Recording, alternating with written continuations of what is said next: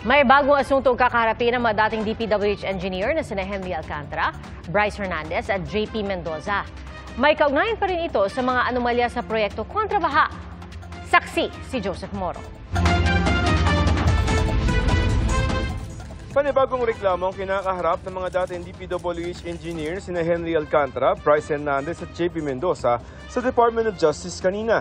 Naghain ng Bureau of Internal Revenue ng reklamong tax evasion at iba pang paglabag sa National Internal Revenue Code of 1997 na may parusang kulong na pwedeng umabot sa 10 taon. Ayon sa BIR, nagsagawa sila ng lifestyle check sa 3 dating opisyal at siniyasat ang kanilang financial transactions, mga ari-arian, business interests at tax returns. Natuklasan ng BIR na kumikita umano ang mga ito sa kickback sa mga Ghost Flood Control Project at pinapapalitan umano ang pera para sa casino chips. Matatandang kasama sina Alcantara, Hernandez at Mendoza sa binansagang BGC Boys sa Bulacan Group of Contractors na big time umano magpatalo sa sugal at gumagamit pa ng mga alias sa mga kasino. Sir, itong pera po na dinadala na sila sa casino is intentional po to launder the money, the money that they receive from the kickbacks para hindi siya ma-detect. Ganun po yung ginawa nila. Mukhang yan ang parang opinion nung nagkaroon ng pagdinig dyan sa Senado.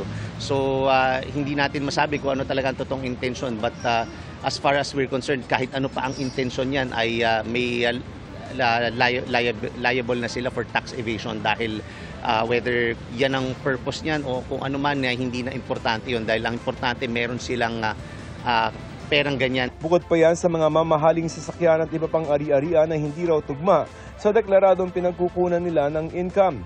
Ang titingnan lang talaga natin kung tugma ba ang mga revenues sa mga ginagastos at mga ari-arian nila at kung hindi nagbayad ng tamang buwis ay yan ang habulin natin. Dagdag ng BIR, aabot sa 1.6 billion pesos ang kabuuang buwis na kanilang sinisingil, 903 million pesos kay Alcantara, 593 million pesos kay Hernandez at 180 million pesos kay Mendoza.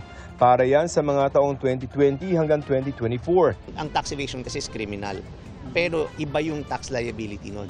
So kunyari, sabihin na natin na ma-acquit sila, it doesn't mean na hindi yan kailangan bayaran. As far as the tax liability is concerned, ngayon pa lang sisingilin na namin yan. Ayon sa abogado ni Hernandez at Mendoza, wala pa silang kopya ng reklamo. Handa raw silang sagutin ito sa tamang forum. Hininga namin ng pahayag si Alcantara.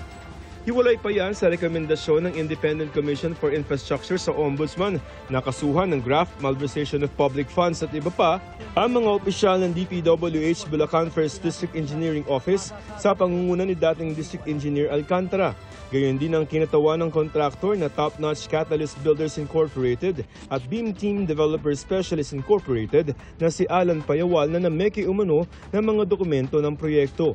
Kaugnay yan sa flood control project sa Barangay Bangbang, Bocaue, Bulacan na nagkakahalaga ng 95 million pesos at idineklarang tapos itong Enero.